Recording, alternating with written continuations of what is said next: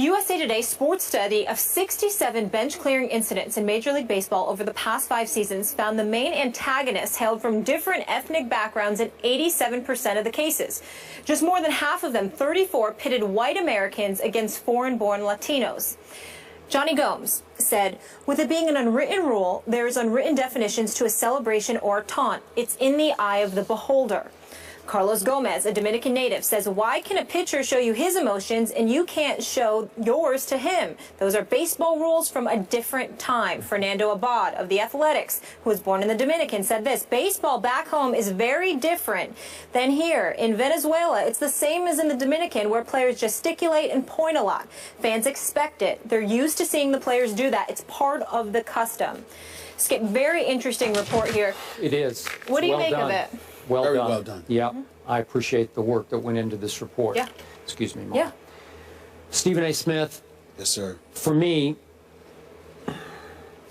this whole issue boils down to the very old school and, in my view, outdated, unwritten rules of the age-old game of baseball that used to be our national pastime and is potentially becoming our national past its time, because it's living in the past. So we do have a number of the white players who grew up being taught that you don't play baseball with a whole lot of emotion or celebration, and occasionally this causes flare-ups with a number of the Latin players who did grow up, obviously in Puerto Rico, the Dominican, or Central or South America, who did grow up being encouraged by their fandom to show a little more emotion. Not huge emotion. We're not talking about going out of control and running to the stands and taunting and celebrating. We're talking about the occasional bat flip or the occasional standing and watching, admiring, if you will, a home run that has changed the momentum of a game. It's celebrating more than it's taunting, though a lot of the players, the older school players, have a hard time drawing a line between those two. So I'm here to tell you that my view of this is that a lot of those white players are living in the past, that they need to make peace with the fact, grin and bear the fact, that their game on a national level, as far as national appeal, is eroding. And I can just throw out a quick number for you. The World Series back in 1980, that was between Kansas City and Philadelphia, not two huge markets. Right. Did a rating of 32.8. Just think about this, 32.8 in 1980.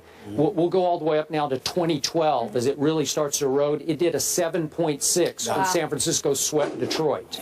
Okay, so it's just the casual fan appeal has fallen off dramatically as football and basketball have risen to the top of America's stages. That's what I believe. Again, and I grew up loving baseball, and you did too, right? Yeah.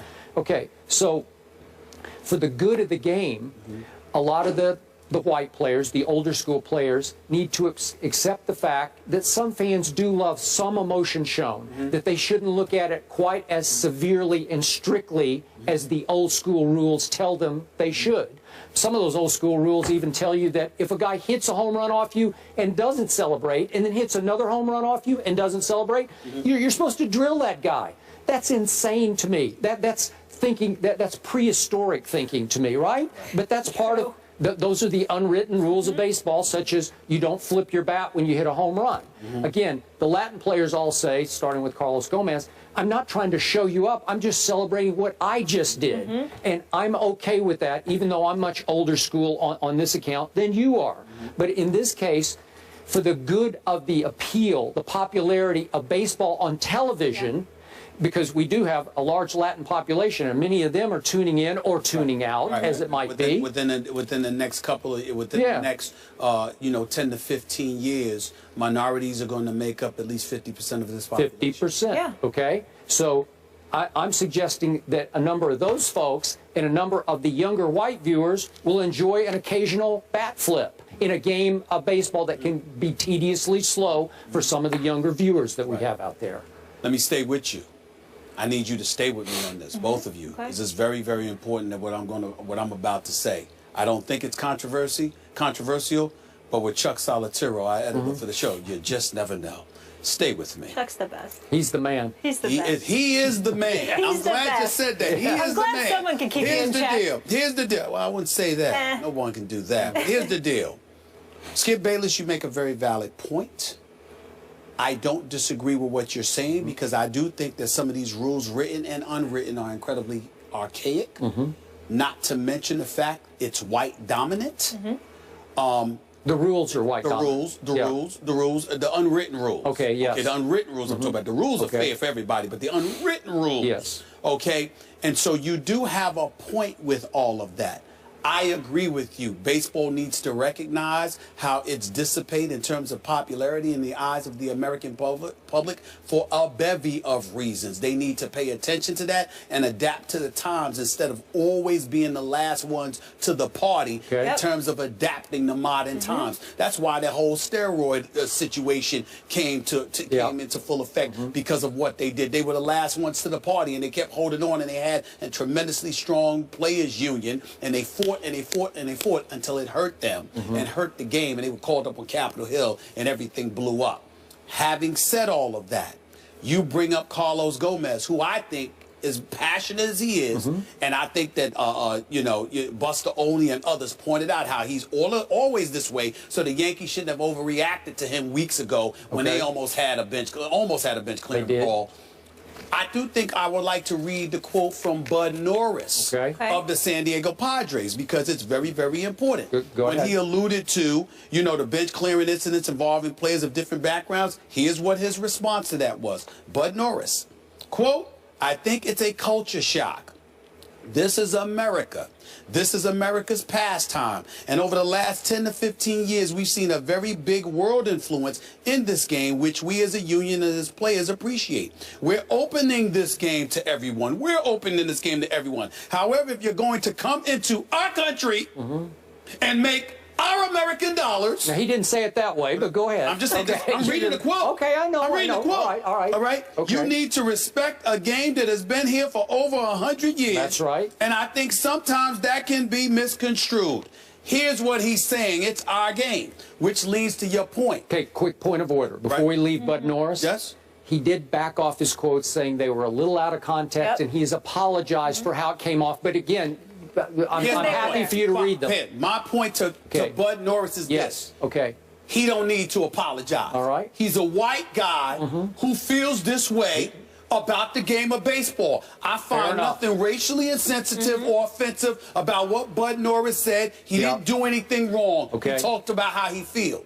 The reason why I bring that up is because you can ultimately go to the extreme on the other side. We have Latino players, and I'm not talking about just Major League Baseball. I'm just saying whatever sport it is. We have African-American players, all right, that are stars, that are rich, wealthy, celebrity status as well, to the nth degree. And the attitude is we now have a license to buck the system. And so what you have is the Bud Norrises of the world who come across as trying to keep you in check, when in fact what they're saying really to you is that you are flagrantly violating what we stood on. Now, it's one thing to be a bit different. It's one thing to be a bit different culturally. It's one thing to come from a different background and to bring your flavor and your flair to the game. But it can't be to the extent that you're completely and totally disrespecting and dismissing what we stood for. If you had such a problem with how we do things, why are you here? So what I'm saying is, on one extreme, you have how Bud Norris's comments can be misconstrued, but on the other extremes, it elevates the level of validity to his statements, because you have folks on the other side that go to the extreme in coming across as offended by those standards. Somewhere along the way in America, when we're coming this way, you know, when we want folks to come this way, rather, we got to be willing to meet them. And on far too many occasions in our society, you have guys from a younger generation that are so interested in bucking the system, they come across as if they have no respect for the system. And as a result, it leads to them having no respect for individuals, no respect for authority. And when you have those things going on, you have chaos. And that is why I always use this statement. And I'll use ESPN as an example. as stringent as folks can be, as tight as folks can be, because this is Mickey Mouse and it's a happy place. Yeah. At the end of the day, because that's what it's supposed to be. Yeah. At the end of the day, I would rather work for a company any day of the week with standards Sure. Yeah. than one trying to Amen to find that. standards. And that, to me, is all that I'm saying with this. Okay. You can't go to the other extreme and try to dismiss So everything. you're saying historically. that you do admire the old school players having respect for the tradition, the 100-plus-year-old tradition of the game. Just adapt better to change. Okay, because there's some common ground where it's not That's all that I'm big a saying. deal. It's That's not that right. big a deal. That's right. Look, if Carlos Gomez hit a 3-run homer in the bottom of the 8th inning and ran to the stands and gloated and celebrated, that would be completely out of bounds, Right. but he wouldn't do that. Right. But he might flip his bat and he might stand for just a second and admire But his the home. problem with him is that when he flips his bat and somebody expresses a problem with it, he's always ready to fight while other folks are watching. While simply, it's rare that I can't imagine seeing Carlos Gomez going like this. I didn't mean to offend you. I didn't mean anything by it. Instead, he's saying, shut up. What you going to do? Well, all right, now it's like you got a problem. That's what I mean by meeting halfway. That's fair. That's fair. Just meet him halfway. Everything ain't got to be a fight. Sometimes you didn't mean anything bad, but you might have gone a little bit extra with it than you needed to. There's got to be a happy medium on both sides, and it seems when both sides are determined to maintain their position, no progress is made, and all we have are the kind of problems we're talking about. Can I sum this up by saying, just remember, in the old days, if a white player stood and admired his home run, the other white player, the white pitcher is going to have a problem. So it's not that they have a problem with the Latinos. If they have a problem with anybody, he's going to disrespect the traditions of the unwritten rules. Okay. Absolutely. I think we all agree that we don't want the game to lose its tradition, but it does need to evolve. And that little quote you said stuck with me, the pastime to past its time. It's so true. Moving on, Rex Ryan says that Tom Brady and the Pats were on a mission to embarrass the Bills in Week 2. Do we feel bad for Rex? We'll talk about that coming up.